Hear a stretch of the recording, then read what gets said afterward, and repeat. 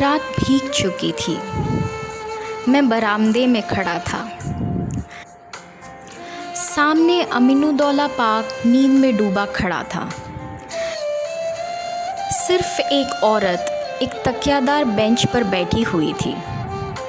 Park के बाहर सड़क के किनारे एक फ़कीर खड़ा राहगीरों को दुआएं दे रहा था। खुदा और रसूल का वास्ता, राम और भगवान का वास्ता, इस अंधे पर रहम करो। सड़क पर मोटरों और सवारियों का तांता बंद हो चुका था। इक्के दुक्के आदमी नज़र आ जाते थे। फ़कीर की आवाज़, जो पहले नकार खाने में तूती की आवाज़ थी, जब खुले मैदानों की बुलंद पुकार हो रही थी।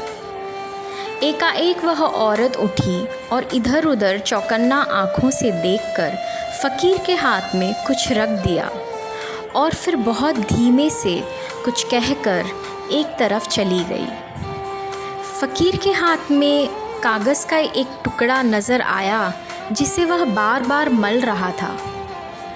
क्या उस औरत ने यह कागज़ दिया है? यह क्या रहस्य है? उसको जानने के कुतूहल से अधीर होकर मैं नीचे आया और फ़कीर के पास जाकर खड़ा हो गया। मेरी आहट आते ही फ़कीर ने उस कागज़ के पुर्ज़े को उंगलियों से दबाकर मुझे दिखाया और पूछा, बाबा देखो यह क्या चीज़ है? मैंने देखा 10 रुपए का नोट था। बोला, 10 रुपए का नोट है, कहाँ पाया? मैंने और कुछ न कहा। उस औरत की तरफ दौड़ा जो अब अंधेरे में बस एक सपना बनकर रह गई थी।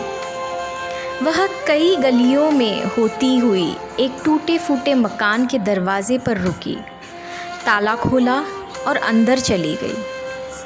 रात को कुछ पूछना ठीक न समझकर मैं लौट आया। रात भर जी उसी तरफ लगा रहा।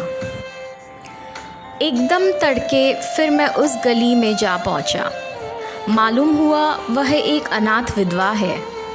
मैंने दरवाजे पर जाकर पुकारा, देवी मैं तुम्हारे दर्शन करने आया हूँ। औरत बाहर निकल आई, गरीबी और बेकसी की ज़िंदा तस्वीर। मैंने हिचकिचाते हुए कहा, रात आपने फ़कीर। देवी ने बात काटते हुए कहा, अजी वह क्या बात थी? मुझे वह नोट पड़ा मिल गया था, मेरे किस काम का था?